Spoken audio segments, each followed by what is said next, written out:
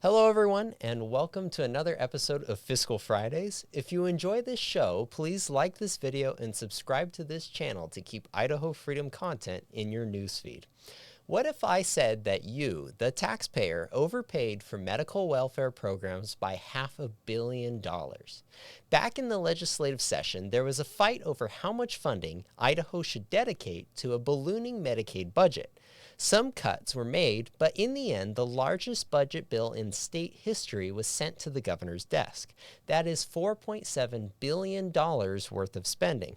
Conservatives believed that this spending bill still overshot the true needs of the program, and they were right. It appears that the Idaho Department of Health and Welfare budgeted for enrollees who should have never been on the program in the first place. This stole funds that could have been directly applied to tax relief for Idahoans.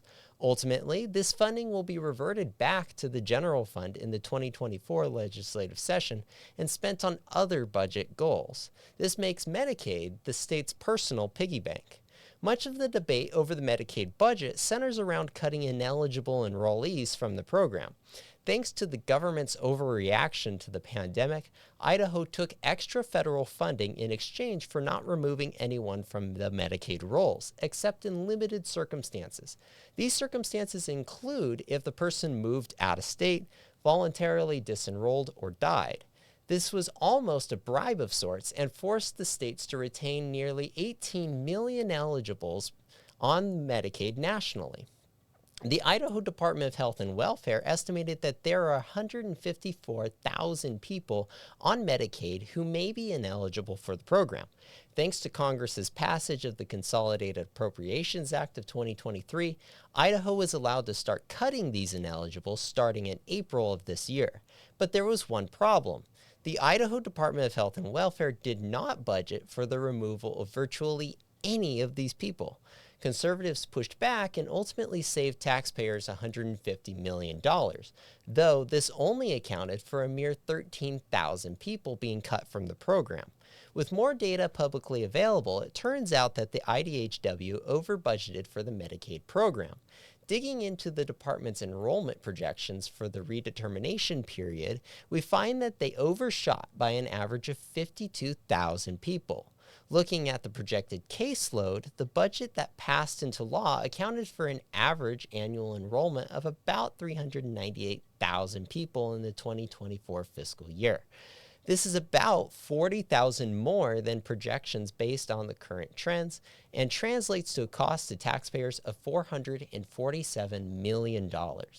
Recently, Governor Little touted the fact that the state had a $100 million surplus that went directly to tax relief, but he fails to mention that this would be much more if he didn't park or spend the rest of the money.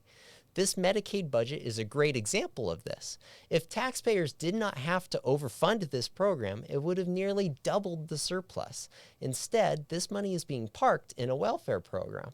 Some legislators argued that it is not bad to overspend on Medicaid because it would simply be reverted back to the general fund, but this is a bad philosophy to have. The IDHW notes that most of the people being cut from the program aren't actively using services. That's why I presented both the projected enrollment and the budgeted caseload. These numbers are different by about 20,000 people, which is substantial. The budget caseload is based on expected usage. Because Idaho mostly uses a fee-for-service system for paying claims in Medicaid, if a person is not using services, there's no cost incurred. Though this is presented as a reason why it is not a bad thing to retain ineligibles on the program or over budget for Medicaid, it is actually a huge problem for taxpayers. This means that the IDHW knows who is not eligible and using the program, but asked you to fund them anyway.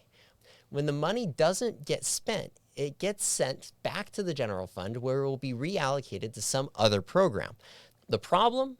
You will never see it like you were supposed to this fiscal year. This makes the Medicaid program a piggy bank to prevent the government from having to send your money back to you.